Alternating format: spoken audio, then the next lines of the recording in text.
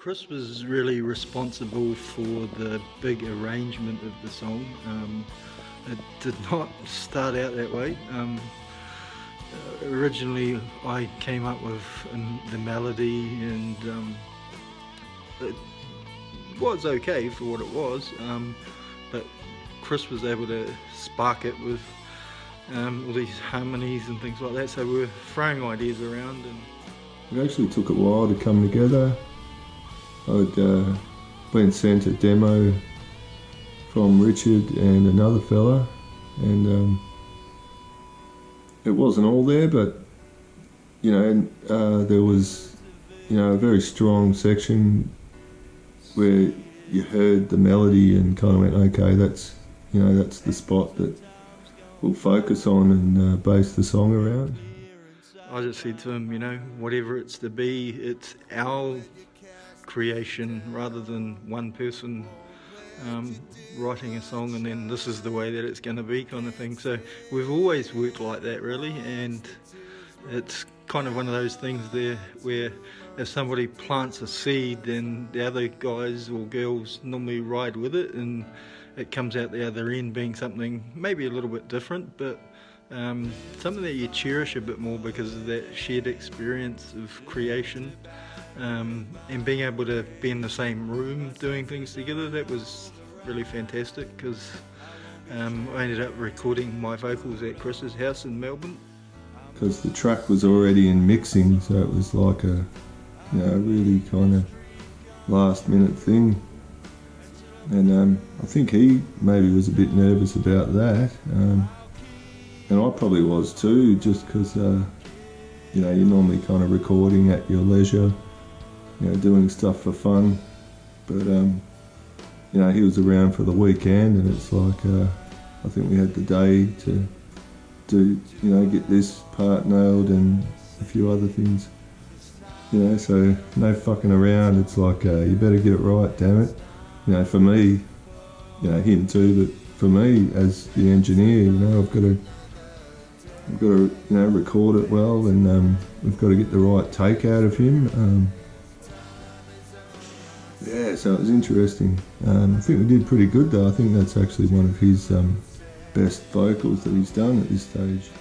We had an original version that I'd done at Rob's place, but there was a bit of a technical difficulty and something went wrong with the files and stuff, so I ended up jumping on a plane and heading over to Australia and redoing it, which I was quite nervous about because I'd never sung for another producer before.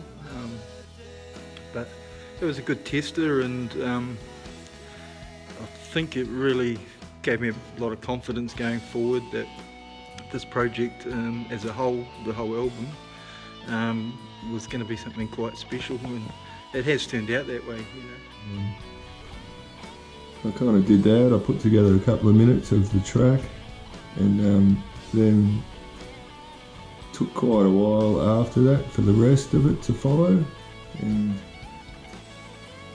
we just kind of stepped away. I think that's the key. You just if you end up in a rut, take a break from it, put it aside, and let the songs guide you. They'll tell you when they're ready, and they'll come to you. And if there is an art or a system to any of this thing, I think that is to recognise when that idea is showing itself to you, and just to let it guide you, and that's pretty much what we did.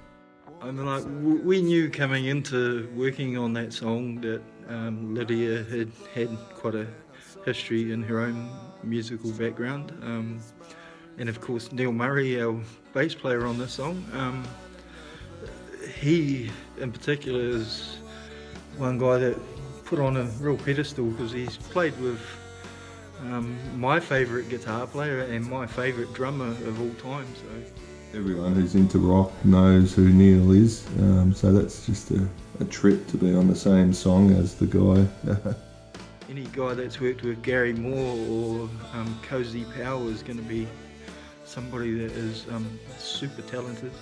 But he seems to me to be a real gentleman, and that's something that I'm hearing a lot from people that have known him in person.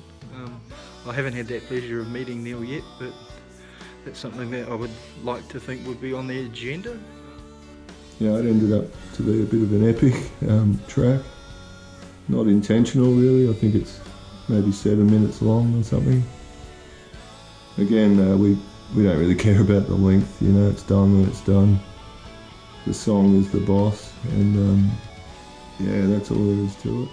Yeah, unfortunately, Stu, who produced or co-produced our first album and mixed and mastered it, he was not available, so we looked at other options, but Dennis was right under our nose really, and so we pitched the idea that maybe he would mix material, and because he'd done some singles for us previously and had done a fantastic job, and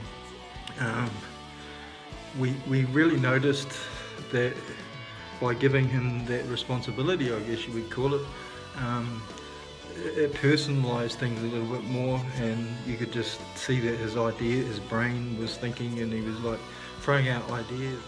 Live to Fight Another Day, the single. It's coming out on Tuesday. I hope you guys check it out.